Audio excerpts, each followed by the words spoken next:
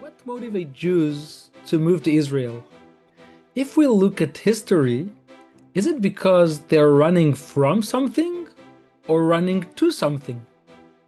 The answer is both. For thousands of years, the land of Israel has been regarded as the natural place for the Jewish people, the focal point of prayer, memory, and national identity. But looking back at history, the movement of people back to this land hasn't happened in just one way. When we analyze the great waves of migration, what we call Aliyah, we see two distinct motivations at play: the path of necessity and the path of desire. First, let's examine what we refer to as the negative way. We don't call this negative because the outcome is bad, coming to Israel is the goal, but because the cause is rooted in hardship. Throughout the centuries, countless Jews returned to Israel because they were fleeing.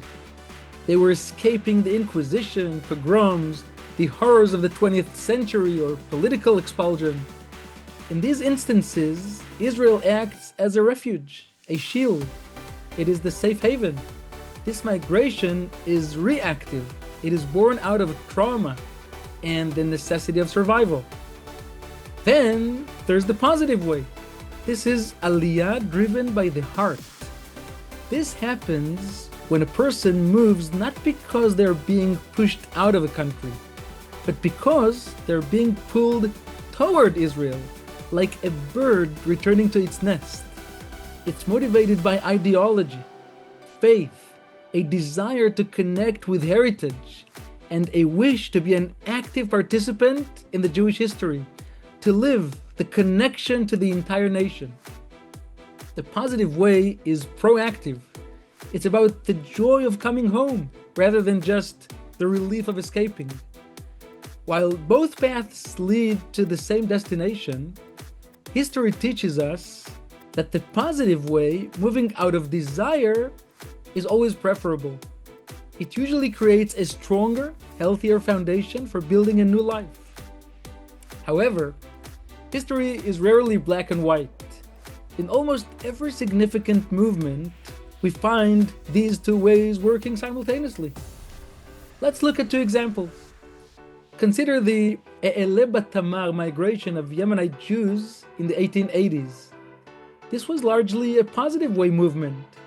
Before the rise of modern political Zionism, hundreds of Yemenite Jews, driven by a deep spiritual belief that the time of redemption was near, left everything behind.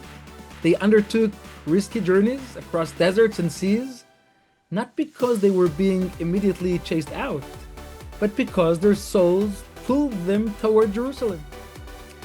Conversely, look at the massive Soviet Aliyah of the 1990s. This began largely as the negative way.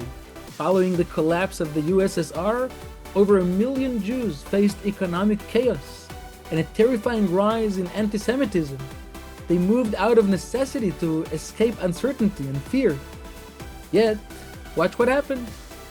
Once they arrived, that necessity transformed. A generation whose identity had been suppressed began to proactively rebuild their culture, science, and future within Israel. The initial push of fear became a pull of belonging.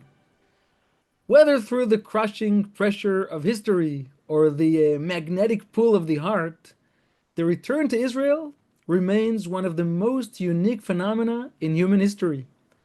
By understanding these two paths, we can better appreciate the resilience of a people who, no matter the circumstances, always find their way back to their natural place.